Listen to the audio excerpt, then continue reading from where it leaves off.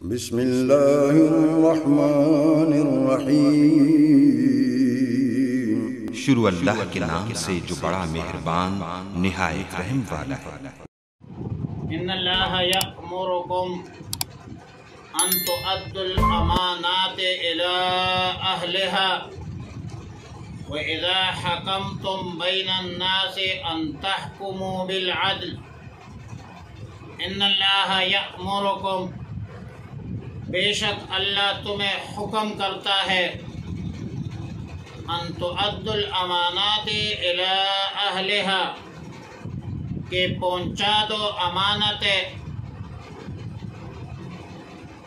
اس کے اہل کو،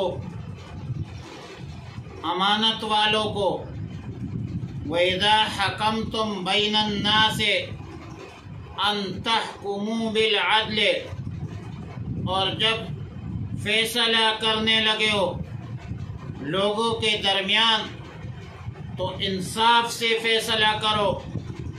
إِنَّ اللَّهَ نِعِمَّ مَا يَعِظُكُمْ بِهِ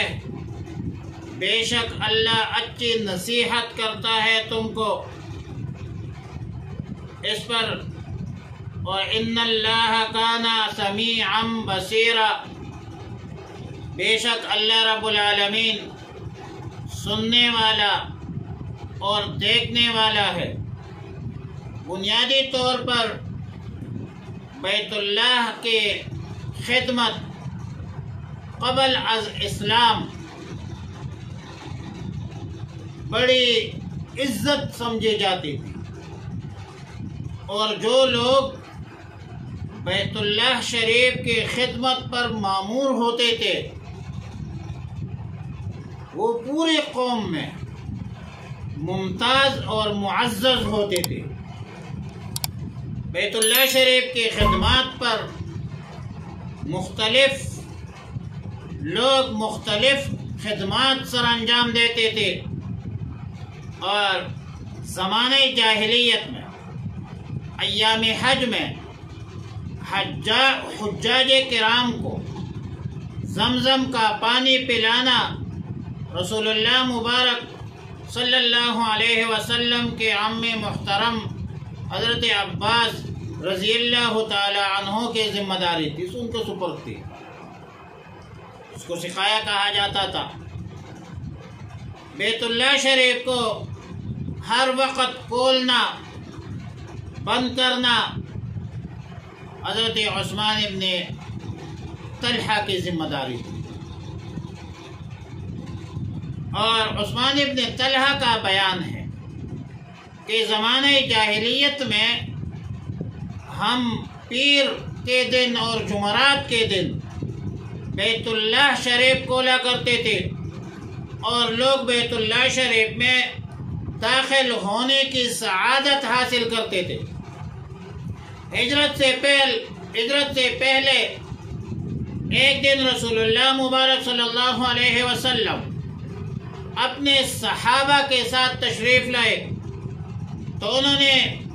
اندر جانے سے روک دیا۔ عثمان ابن طلحہ رضی اللہ تعالیٰ عنہ جو اس وقت اسلام میں داخل نہیں ہوئے تھے، انہوں نے انتہائی ترشی دکھائی، اور رسول اللہ مبارک صلی اللہ علیہ وسلم نے انتہائی بردبار سے تحمل سے عثمان ابن طلحہ رضی اللہ تعالیٰ عنہ کے کلمات کو سنا اور اس کے رویہ کو برداشت کیا۔ پھر نبی علیہ السلام نے فرمایا کہ اے عثمان، تم ایک دن یہ بیت اللہ کے کنجی میرے ہاتھ میں دیکھو گے، پھر مجھے اختیار ہوگا کہ میں جس کو چاہوں سپرد کروں گا۔ عثمان ابن طلحہ رضی اللہ تعالی عنہ نے فرمایا اگر ایسا ہو گیا تو قریش ہلاک اور ذلیل ہوں گے۔ اس وقت نبی علیہ السلام نے فرمایا کہ نہیں، اس وقت قریش آباد اور عزت والے ہوں گے، اور اس کے بعد رسول اللہ مبارک صلی اللہ علیہ وسلم بیت اللہ شریف کے اندر تشریف لے گئے۔ عثمان ابن طلحہ رضی اللہ تعالی عنہ فرماتے ہیں کہ مجھے یقین ہو گیا کہ رسول اللہ مبارک صلی اللہ علیہ وسلم نے جو کچھ فرمایا وہ ہو کر رہے گا۔ رسول اللہ مبارک صلی اللہ علیہ وسلم تو بچپن سے صادق تھے، امین تھے، اور عثمان ابن طلحہ رضی اللہ تعالیٰ عنہ فرماتے ہیں کہ میں نے اس وقت بھی مسلمان ہونے کا ارادہ کیا، لیکن قوم کے تیور کو دیکھ کر اپنے ارادے کو ظاہر نہیں کیا، ورنہ میں نے ایمان لایا تھا۔ پھر جب فتح مکہ ہوئی تو عثمان ابن طلحہ رضی اللہ تعالیٰ عنہ جو کنجی تھی رسول اللہ مبارک صلی اللہ علیہ وسلم کو دیتی۔ رسول اللہ مبارک صلی اللہ علیہ وسلم بیت اللہ شریف میں داخل ہو کر نماز ادا کرنے کے بعد جب رسول اللہ مبارک صلی اللہ علیہ وسلم بیت اللہ سے باہر تشریف لائے تو سیدنا عمر فاروق رضی اللہ تعالیٰ عنہ کا قول ہے، روایت ہے، فرماتے ہیں کہ جب رسول اللہ مبارک صلی اللہ علیہ وسلم باہر تشریف لائے تو یہ آیات اس کی زبان پر، ان اللہ یأمرکم ان تؤدوا الامانات الی اہلها، ظاہر ہے کہ مذکورہ آیت جو فی الکعبہ میں نازل ہوئی ہے، اور آیات میں جو حکم ہے اس حکم پر تعمیل کرتے ہوئے رسول اللہ مبارک صلی اللہ علیہ وسلم نے عثمان ابن طلحہ کو بلایا اور بیت اللہ کی چابی ان کی سپرد کر، اور فرمایا کہ اب یہ کنجی ہمیشہ تمہارے ہی خاندان میں قیامت تک رہے گی، جو شخص یہ کنجی تم سے لے گا وہ ظالم ہوگا۔ مقصد یہ تھا کہ کسی دوسرے شخص کو اس کا حق حاصل نہیں کہ تم سے یہ کنجی لے لے، اور اس کے ساتھ یہ ہدایت بھی فرما دی کہ بیت اللہ شریف کی اس حرمت عزت ہے وہ بھی برقرار رکھنی ہے، اور اس حوالے سے آپ کو جو مال مل جائے اس کو شرعی طریقے کے مطابق جو ہے اس کو خرچ کرو۔ عثمان ابن طلحہ رضی اللہ تعالیٰ عنہ فرماتے ہیں کہ میں کنجی لے کر خوشی سے چلنے لگا تو رسول اللہ مبارک صلی اللہ علیہ وسلم نے مجھے آواز دی اور فرمایا کہ عثمان، جو بات میں نے کہی تھی وہ پورے ہوئی یا نہیں ہوئی؟ تو ظاہر ہے وہ بات کہتے مجھے یاد آ گئی جو رسول اللہ مبارک صلی اللہ علیہ وسلم نے ہجرت سے پہلے ارشاد فرمایا تھا کہ ایک روز یہ کنجی میرے ہاتھ میں دو گی۔ میں نے عرض کیا کہ بے شک یا رسول اللہ صلی اللہ علیہ وسلم، آپ کا ارشاد پورا ہوا، اور میں نے اس وقت بھی کلمہ پڑھ کر مسلمان ہو گیا تھا، لیکن قومی تیور کے اساس پر ظاہر نہیں کر سکا۔ قذافی المظہری بروایت ابن سعد۔ تقریباً آیات کی شان نزول کے حوالے سے مفسرین کا اتفاق ہے کہ یہ آیت عثمان ابن طلحہ رضی اللہ تعالیٰ عنہ اور بیت اللہ شریف کے کنجے کے حوالے سے نازل ہے، لیکن العبرۃ للعموم، حکم عام ہے، اور عموم حکم کے پابندی پورے امت مسلمہ کے، امت کے ہر فرد کی ذمہ داری، اور ظاہر ہے کہ آیات مذکورہ میں امانات کو جمع کا صیغہ لایا گیا، اور معنی یہ ہوگا کہ امانتیں زیادہ ہے، امانتوں کی تنوع اور اقسام وہ عدیدہ کثیرہ ہے، بہت زیادہ ہے۔ ایک باپ کے پاس اولاد امانت ہے، طالب علم ایک محتمم اور استاد کے پاس امانت ہے، حکومت بھی ایک امانت ہے، جماعت بھی ایک امانت ہے، جماعتی معاملات اور نظریات اور عقائد اور یہ بھی ایک امانت ہے، امامت بھی ایک امانت ہے۔ بہرحال امانات کا جو مفہوم ہے وہ بہت وسیع ہے اور اس میں بہت سارے جزیات شامل ہیں۔ مخاطبین کون ہے؟ امراء ہے، حکام ہے، علماء ہے، صلحاء ہے یا عام شخص ہے؟ ہمارے نظر میں سب ہے۔ ہر بندہ اپنا دائرہ اختیار میں امانت دیانت کا مظاہرہ کرے، چاہے حاکم وقت ہے، چاہے عالم ہے، چاہے عوام ہے، امانت دیانت کا مظاہرہ کرے اور خیانت سے گریز اور پرہیز کرے۔ اللہ کے حکم کا خلاصہ یہ ہے، ہر بندہ اپنے گریبان میں جان کے اور اپنے حدود اور اختیارات میں امانت کا مظاہرہ کرے، اور یہی اللہ کا حکم ہے۔ رسول اللہ مبارک صلی اللہ علیہ وسلم نے ادائے امانت کے حوالے سے بڑے تاکید کی۔ حضرت انس بن مالک رضی اللہ تعالیٰ عنہ فرماتے ہیں کہ بہت کم ایسا ہوگا کہ رسول اللہ مبارک صلی اللہ علیہ وسلم نے کوئی خطبہ دیا اور اس میں درج ذیل ارشاد مبارک نہیں فرمایا ہو، فرمایا لا ایمان لمن لا امانت له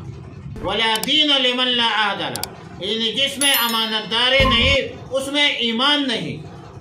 اور جس میں معاہدہ کی پاسداری نہیں اس میں دین نہیں۔ رواہ البیہقی فی شعب الایمان۔ قرآن کریم میں بھی متعدد آیتوں میں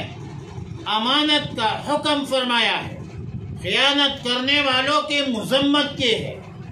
سورہ یوسف میں ہے وَأَنَّ اللَّهَ لَا يَهْدِي كَيْدَ الْخَائِنِينَ، بلا شبہ اللہ رب العالمین خیانت کرنے والوں کو فریب کرنے والوں کو راہ نہیں دیتا۔ اور سورہ انفال میں ان اللہ لا يحب الخائنین، بلا شبہ اللہ رب العالمین خیانت کرنے والوں کو پسند نہیں کرتا۔ سورہ حج میں ہے فرمایا ان اللہ لا يحب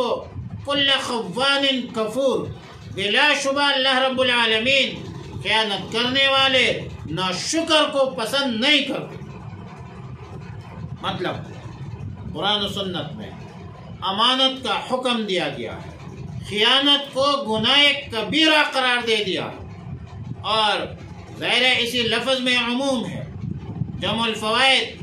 302 میں ایک حدیث ہے کہ جس شخص کو عام مسلمانوں کے کوئی ذمہ داری سپرد کی گئی، پھر اس نے کوئی عہدہ کسی شخص کو دوسرے کی بنیاد پر تعلق کے مد میں بغیر اہلیت کے، اہلیت معلوم کیے بغیر وہ آپ نے کسی کو دے دیا تو اس پر اللہ کی لعنت، اور نہ اس کا فرض مقبول ہے اور نہ اس کا نفل قابل قبول ہے، یہاں تک کہ وہ جنت میں داخل ہو۔ لہذا صرف تعلق کی بنیاد پر، سفارش کی بنیاد پر، رشوت کی بنیاد پر لوگوں کو منصب مت دو، اہلیت کی بنیاد پر منصب دو، سفارش اور رشوت کی بنیاد پر مت دو،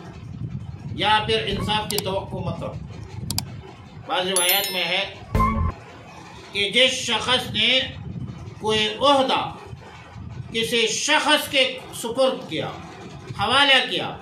حالانکہ اس بھی علم میں تھا کہ دوسرا آدمی اس عہدے کے لیے اس سے زیادہ قابل ہے، زیادہ اہلیت رکھتا ہے، زیادہ استعداد رکھتا ہے، تو یقیناً اس نے خیانت کی، رسول کے اور سب مسلمانوں کے ساتھ اس نے خیانت کی، اور تأسفاً افسوس کے ساتھ آج جہاں نظام حکومت میں ابتری نظر آتی، وہ سب کے سب اس قرآنی تعلیم کو نظر انداز کر دینے کا نتیجہ کہ تعلقات اور سفارشات اور رشوت کی بنیاد پر عہدوں کو تقسیم کیا جاتا ہے، جس کا نتیجہ یہ ہوتا ہے کہ نااہل، نالائق اور ناجائز لوگ عہدوں پر قابض ہو کر اللہ کی مخلوق کے لیے پریشانی کی باعث بن جاتے ہیں۔ اس لیے رسول اللہ مبارک صلی اللہ علیہ وسلم نے فرمایا کہ اذا اسد الامر الى غیر اہلہ فانتظر الساعہ، یعنی جب دیکھ لو کہ کاموں کی ذمہ داری ایسے لوگوں کو سپرد کی گئی جو اس کام کے اہل اور قابل نہیں ہے، تو اب اس فساد کا کوئی علاج نہیں، قیامت کا انتظار کرو۔ رواہ البخاری و مسلم۔ بہرحال امانت صرف اس کا نام نہیں ہے کہ ایک شخص کا مال کسی دوسرے شخص کے پاس بطور امانت رکھا، بلکہ آپ دیکھ لیجئے کہ امانت کے بہت زیادہ اقسام ہیں، جس میں حکومت کے عہدے بھی شامل ہے، اداروں کے عہدے بھی شامل ہے، مدرسوں کے عہدے بھی شامل ہے، اسکولوں کے عہدے بھی شامل ہے، اسپتالوں کے جتنے بھی ڈپارٹمنٹ۔ اسی طرح بعض باتیں مجلس کی بھی امانت ہوتی ہے۔ نبی علیہ الصلوۃ والسلام نے فرمایا المجالس بالامانہ، یعنی مجلس امانت داری کے ساتھ ہوتی ہے۔ مشورہ بھی ایک امانت ہے، اس میں بھی امانت کا عمل دخل ہوتا ہے، اور نبی علیہ الصلوۃ والسلام نے فرمایا المستشار مؤتمن، جس طرح جس شخص سے آپ مشورہ لیتے ہیں وہ بھی امین ہونا چاہیے، کیونکہ میں نے گزارش کی کہ امانت کا مفہوم بہت وسیع ہے، اور امانت کا مظاہرہ ایک مسلمان کی شان ہے، لہذا بحیثیت مسلمان خیانت سے گریز کرنا چاہیے اور امانت کا مظاہرہ کرنا چاہیے۔ وَإِذَا حَكَمْتُمْ بَيْنَ النَّاسِ أَن تَحْكُمُوا بِالْعَدْلِ، فرمایا کہ جن لوگوں کے یعنی لوگوں کے مابین باہمی جھگڑوں کا فیصلہ کرنے لگو تو عدل اور انصاف سے کرو۔ ظاہر ہے کہ اس کا خطاب کس کو ہے؟ حکام کو ہے، امراء کو ہے، ارباب اقتدار کو ہے۔ تو اگر پھر غور کیا جائے تو اللہ تعالیٰ نے وَإِذَا حَكَمْتُمْ بَيْنَ النَّاسِ فرمایا، بین المسلمین نہیں فرمایا، بین المؤمنین نہیں فرمایا۔ تعلیم اس طرف ہے کہ مقدمات کے فیصلوں میں سب انسان برابر ہے، مسلم ہو، غیر مسلم ہو، دوست ہو، دشمن ہو، ہم زبان ہو یا نہ ہو، کالا ہو، گورا ہو، پٹھان ہو، پنجابی ہو، بنگالی ہو، بلوچ ہو، جس قوم سے تعلق رکھتا ہو، جس رنگ سے تعلق رکھتا ہو، یہ پورے عالم انسانیت ہے، اور فیصلوں میں پوری عالم انسانیت برابر ہے۔ فیصلہ کرنے والے کا فرض بنتا ہے کہ ان سب تعلقات کو، سب نسبتوں کو، قومیت کو، لسانیت کو، رنگ کو، نسل کو، سب چیزوں کو الگ تلگ رکھے اور حق اور انصاف کے مطابق جو ہے وہ فیصلہ ہے۔ سچ یہ ہے کہ عدل و انصاف امن عالم کی ضامن ہے، اور اللہ تعالیٰ نے ادائے امانت کو پہلے ذکر کیا، قیام عدل کو بعد میں ذکر کیا۔ وجہ کیا؟ کیونکہ مملکت میں، ریاست میں، حکومت میں عدل و انصاف کا قیام ادائے امانت کے بغیر نہیں ہو سکتی۔ مطلب جن کے ہاتھ میں اقتدار ہے، وہ سب سے پہلے ادائے امانت کا فریضہ درست طریقے سے ادا کرے، ریاست کے ساتھ خیانت نہ کرے، وطن